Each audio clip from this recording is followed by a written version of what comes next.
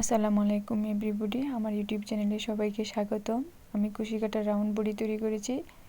যারা single কুশের double কুশের পারেন কিন্তু রাউন্ড তৈরি করতে পারেন না, তারা সহজেই এই রাউন্ডটা তৈরি করতে পারবেন। প্রথমে আমি একটা ম্যাজিক রিং নিয়েছি, তারপর ম্যাজিক রিংয়ের ভিতরে 3টা চেইন দিয়েছি। 3টা চেইন দেওয়ার পর 11টা ডাবল কুশেট করেছি। তারপর আমার টোটাল 12টা ডাবল কুশেট হয়েছে প্রথম রাউন্ডে। দ্বিতীয় রাউন্ডে আমি প্রত্যেকটা ডাবল ক্রোশেটের উপর 2টা করে ডাবল ক্রোশেট দিয়েছি, অর্থাৎ এক করে 2টা, দ্বিতীয় করে 2টা, এভাবে সম্পূর্ণ রাউন্ডটা শেষ করেছি।